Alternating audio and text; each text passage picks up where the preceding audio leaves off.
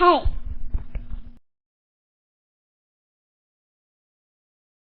செய்கிறது எப்படின்ட்டு உங்களுக்கு நான் காமிக்கிறேன். இது வந்து அரிசி மாவு.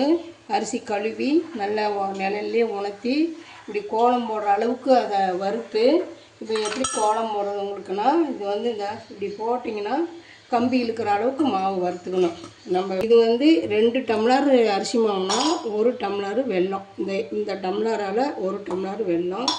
இந்த தேங்காய் வந்து ஒரு 2 ஸ்பூனு தேங்காயை வந்து திருவி பொடி பண்ணி வச்சுக்கணும். தேங்காய் வெண்ணெய் வந்து அதே மாதிரி 1.5 ஸ்பூனு. அதை இந்த டம்ளரால் 2 டம்ளர் மாவு எடுத்துக்கிட்டோம்.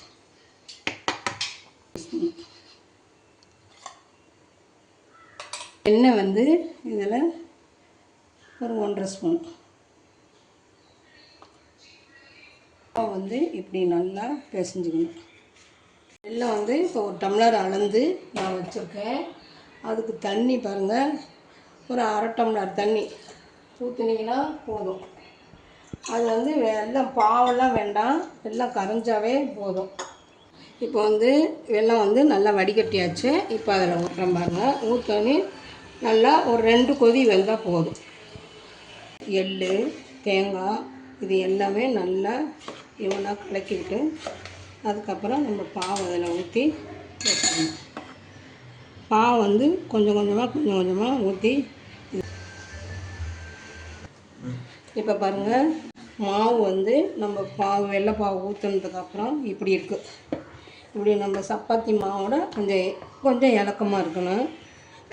இது வந்து ஒரு 5 நிமிஷம் மாவு ஊறட்டும். இப்போ பாருங்கள், நான் மாவு இந்த அளவுக்கு 5 நிமிஷம் ஊறிச்சு. நான் இப்போ இந்த உருண்டை எப்படி பிடிக்கிறேன்னு பாருங்கள். இந்த உருண்டை வந்து கொஞ்சம் நம்ம உப்பு சீகடையை விட இது கொஞ்சம் பெருசாக பிடிச்சிக்கணும்.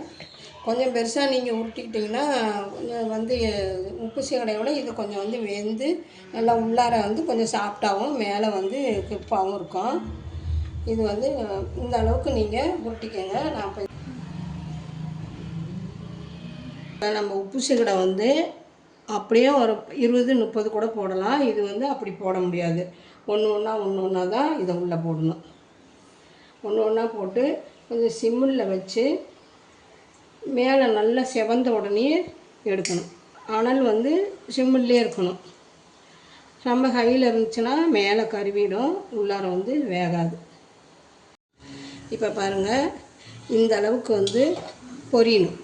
இந்த அளவுக்கு வந்து நீங்கள் வந்து எண்ணெய் காஞ்ச உடனே ஒன்று ஒன்றா போட்டிங்கன்னா இது ஒரு 2 நிமிஷம் கழித்து தான் நீங்கள் கரண்டி போட்டு கிண்டணும். ஆனால் இதை இப்படி உருண்டை இப்படி எடுக்கும் போது பார்த்தா உங்களுக்கு கையில் தொட்டிங்கன்னா சாப்பிட்டா தெரியும். ஆனால் சூட்டோடு பார்த்தா அப்படி தான் இருக்கும். ஆறுனாக்கா நல்லா கிரிப்பாக நல்லாயிருக்கும். வெள்ளை சீவடை வந்து கிருஷ்ண ஜெயந்திக்கு வெள்ளை சீவடை ரெடி ஆகிடுச்சு. நம் சேனலை சப்ஸ்கிரைப் பண்ணுங்கள், ஷேர் பண்ணுங்கள்.